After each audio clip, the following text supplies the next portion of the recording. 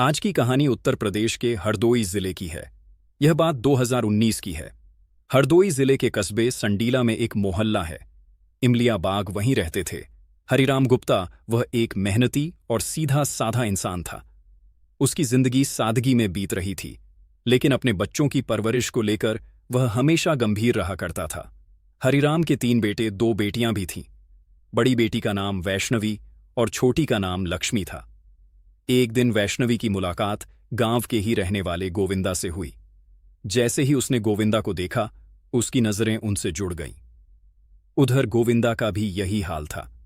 वैष्णवी की मुस्कुराहट देखकर उसका दिल जोर से धड़कने लगा। उस दिन के बाद उनके बीच आंख मिचौली का खेल शुरू हो गया। गोविंदा भी संडीला के मोहल्ला अशरफटोला में रहने वाले दिलीप सिंह का बेटा था। दिलीप सिंह के परिवार में उनकी पत्नी सुशीला के अलावा 2 बेटियां और 2 बेटे थे। गोविंदा तीसरे नंबर का बेटा था। नजरें 4 होने के बाद गोविंदा रोजाना वैष्णवी के घर के कई चक्कर लगाने लगा। वैष्णवी को भी चैन नहीं था। वह भी अक्सर बाहरी दरवाजे की चौखट पर आ बैठती ताकि गोविंदा को देख सके। जब नजरें मिलती तो दोनों मुस्कुरा देते। इससे उनके दिल को सुकून मिल जाता था। यह उनकी दिनचर्या का अहम हिस्सा बन गया था। दिन यूं ही गुजरते जा रहे थे। गोविंदा चाहता था कि वह वैष्णवी से बात करके अपने दिल का हाल बता दे, पर यह बात सरेआम नहीं कही जा सकती थी।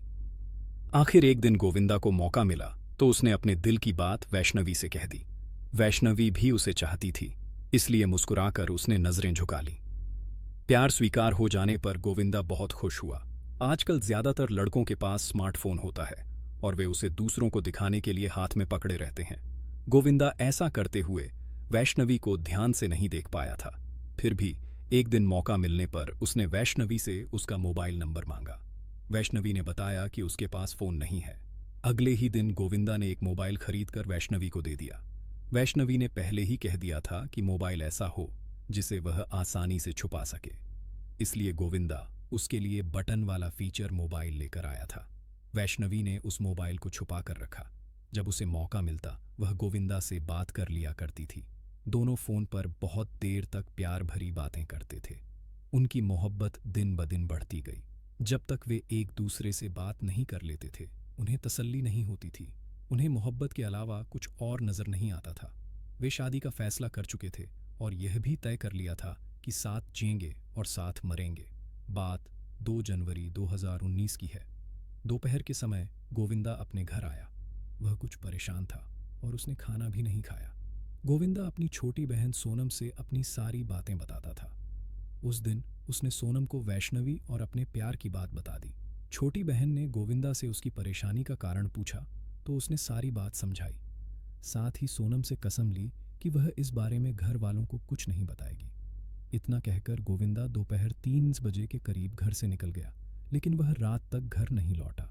उसकी माँ सुशीला और भाई आकाश ने उसे ढूंढ ढूंढ के थक गए, लेकिन कहीं उसका पता नहीं चला।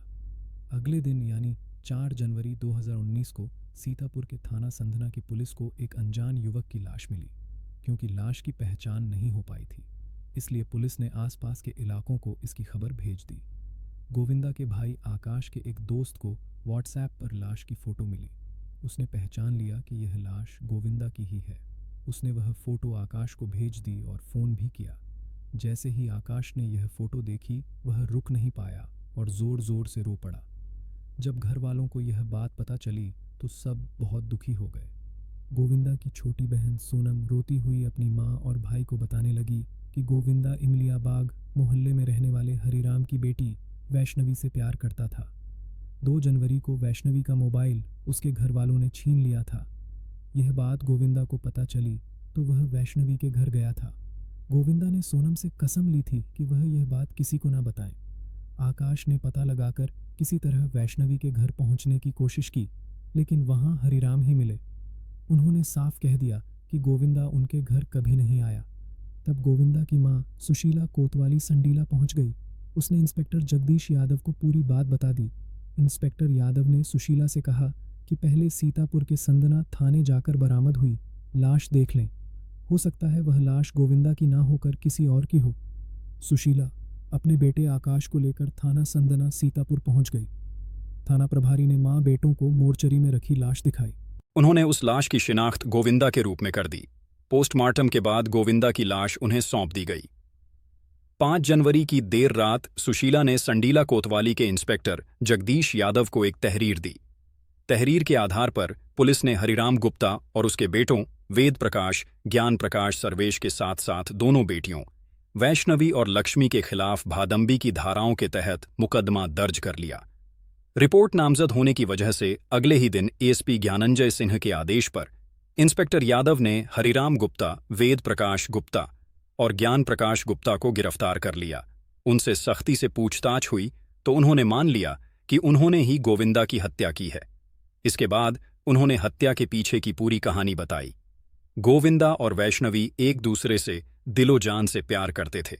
उन्होंने अपनी मोहब्बत की बात घर वालों और लोगों से छुपाने की खूब कोशिश की, लेकिन कामयाब नहीं हो सके। किसी तरह वैष्णवी के घर वालों को उनके रिश्ते की खबर लग गई और वे उस पर नजर रखने लगे। एक दिन वैष्णवी घर पर अकेली थी। गोविंदा ने वैष्णवी को मोबाइल दे रखा था। उस दिन वैष्णवी ने उसे फोन करके घर आने को कहा। गोविंदा उसके घर के दरवाजे पर पहुंच गया। जैसे ही उसने दस्तक दी, वैष्णवी ने दरवाजा खोल दिया और गोविंदा को देखकर बहुत खुश हुई। वह उसे घर के अंदर लेकर आई। जैसे ही गोविंदा घर में दाखिल हुआ, वैष्णवी ने दरवाजा बंद कर लिया और उसे गले लगा लिया।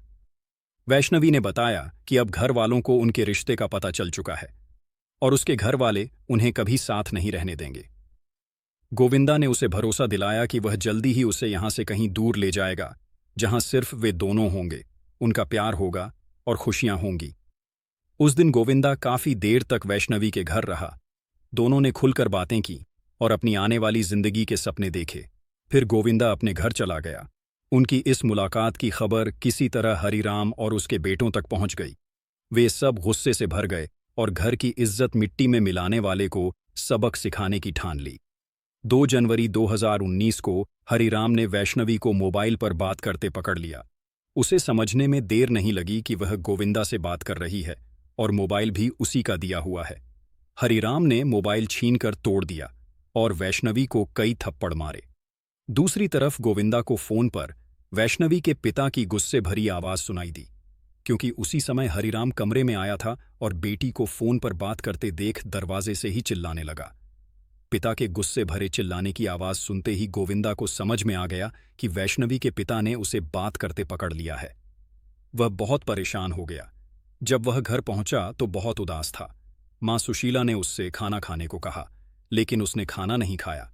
छोटी बहन सोनम को समझ में आ गया कि कोई बात है। उसने पूछा तो गोविंदा ने वैष्णवी के मोबाइल पर बात करते पकड़े जाने की बात बता दी और कहा कि वह वैष्णवी के घर जा रहा है।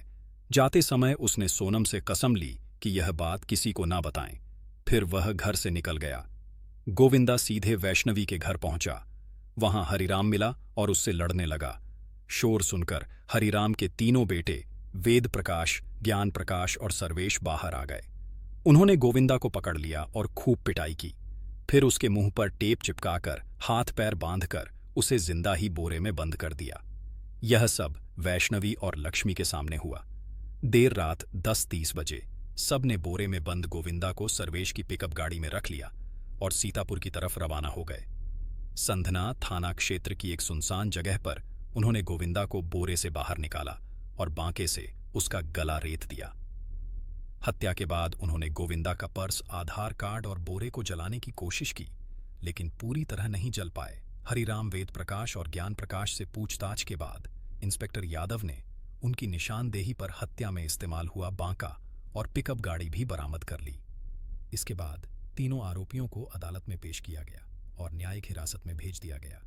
फिर 30 जनवरी 2019 को इंस्पेक्टर यादव ने वैष्णवी और सर्वेश को भी गिरफ्तार कर जेल भेज दिया। इस कहानी को सुनाने का मकसद किसी को परेशान करना नहीं, बल्कि इन कहानियों से लोग सीखें और सतर्क रहें। दोस्तों, वीडियो पसंद आया हो तो चैनल सब्सक्राइब ज़रूर करें। धन्यवाद।